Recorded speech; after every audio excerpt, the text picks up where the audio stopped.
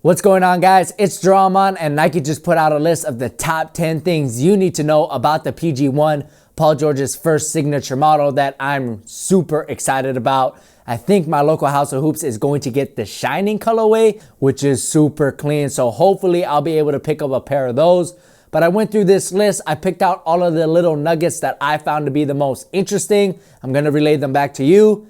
Let's get straight to it. First fact is that the PG1 is inspired by the Nike Zoom Crusader. Before Paul George got his first signature model, his favorite sneaker to play in was the Zoom Crusader, which was designed by Tony Hardman, who was also the designer for the PG1.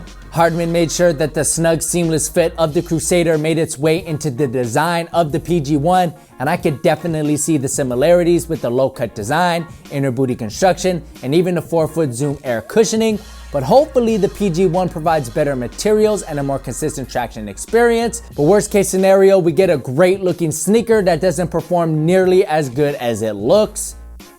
Sound familiar? The next fact I found interesting is that the forefoot strap was apparently all Paul George's idea.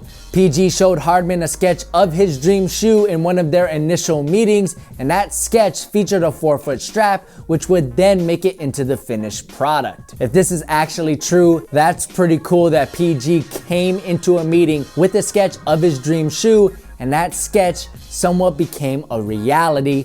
The only questions I have about the sketch are, did PG actually draw it? If not, who did? What made it? What didn't make it? Can we see the sketch? Okay, I kind of have a lot of questions about the sketch. The next interesting fact is that the PG1 is inspired by the Nike SB Zoom Janowski. Earlier, we talked about how the Nike Zoom Crusader was a point of inspiration for the PG1, but Nike is also telling us that PG's favorite off-court sneaker, the Nike SB Zoom Janowski, also inspired the materials and construction of the PG1. I wish that I could sit here and say that I see the connection, but I really don't. The overall materials and construction of the PG1 are pretty different from the Janowskis, but that does not mean that the PG1 is a terrible skateboarding sneaker.